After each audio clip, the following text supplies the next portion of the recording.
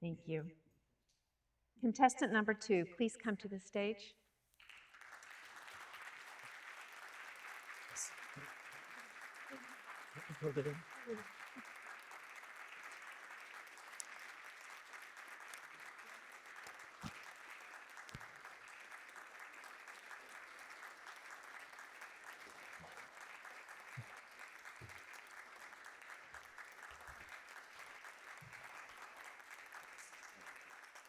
Contestant number 2, Lele.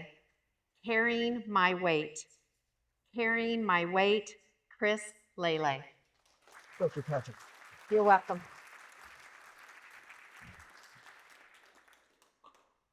When I was younger, I used to think that growing up meant becoming self-sufficient, and that such self-sufficiency required distance from where I'd grown up from the ones who had raised me. When I was 25, I finally got the opportunity to put this to the test by doing something I'd always longed to do. Buy a one-way ticket to Europe. That's right, leave the nest, quit my job, and somewhere along the way, maybe find myself. Luckily, I had a small fortune built up from my stocks from that company that I quit. Well, small fortune, at least for a 25-year-old. So I walked into a travel agency before this had gone the way of the dinosaurs, and I bought a one-way ticket to Paris. I could already see myself waltzing through the Louvre and opining on art I knew nothing about, or running through the streets of Pamplona with the bulls, or falling in love with a beautiful European woman who spoke 5 languages.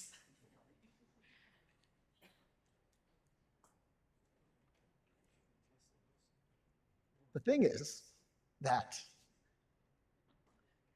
when I landed, before I even landed in Europe, I got a phone call from my mom. Chris.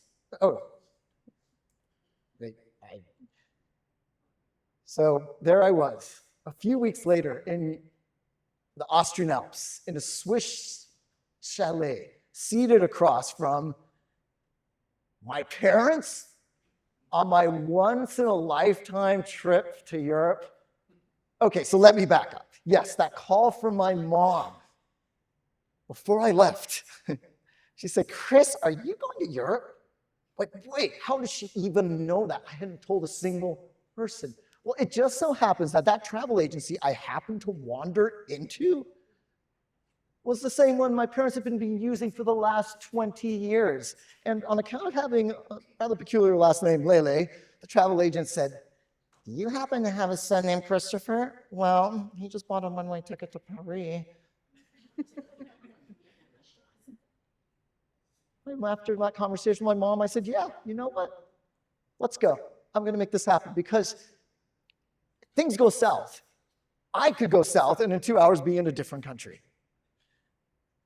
But things fell into a wonderful routine that first week in Austria. We would travel these large castles by day, and then in the afternoon, we would go through these cute little quaint Austrian villages in search of the best apple strudel. And at night, we would sit by the fireplace, and we would drink beer. Yes, beer with my parents. I don't think I'd ever done that before. And instead of questioning my life decisions, they helped me craft my trip. When I said I went to Turkey, my mom could have easily said, oh yeah, what, get mugged in the Medina? Instead, she said, you know what? That stretch of the Aegean coastline is exquisite. And she then launched into all the relative merits of the Turkish ferry system, including which islands to stop at. It was like I suddenly had my own little Rick Steves in my back pocket. That final day that we were in the Austrian Alps together, I decided to do something also unwise, since that was kind of the summer of doing unwise things, to hike a mountain that lay on the other side of where we were staying. And it was snow-capped even in summer. And I decided to take my dad with me. He nodded, came along, promised I would carry the heavy backpack with all the water and provisions, nothing to worry about. And we started hiking, chatting that first hour, blue sky above us, yellow flowers in the Austrian Alps, like something out of The Sound of Music. And I was carried away, this buoyant energy, as my dad started to drift a little behind me. But he'd be fine.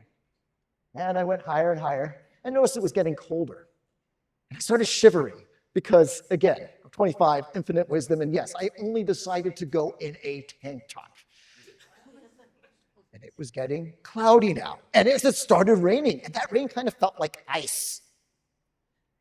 And that's when I noticed something. I was slowing down, but whereas my dad had been a little bob on the horizon, he was suddenly closing in, much closer. And there he was, holding in his hand a sweater. His sweater that he'd taken off his back. He handed it to me, put it on, and we started walking up a little bit. And that's when I slipped on an icy rock. I didn't hurt my ankle too bad, but tweaked it a bit. My dad picked up that backpack, put it on his own shoulders, and together, put my hand on his shoulder, and we walked back down. Exhausted and shivering, a few hours later, we arrived, my mom waiting with an apple strudel, of course. And we recounted that incident, my dad embellishing, "Oh, Christopher and I were pelted with a deluge of ice particles. We almost became snowmen." And that night was like connecting with two long-lost friends I hadn't seen after a long summer. The next day, I was off on my adventures, and boy, did I have some adventures. I won a dancing competition in a treehouse in Turkey. I also fell in love with a beautiful woman who spoke only one language, American. But it's that time in Austria, that week with my mom and my dad, that I remember the most. That mountain, fire, and my mom's surprisingly in-depth knowledge of the Turkish Fury system. A few years ago, when my dad passed away, it was this story that I talked about at his funeral. How he had literally, bobbing up that hill like a dutiful Saint Bernard, given me the sweater off of his back.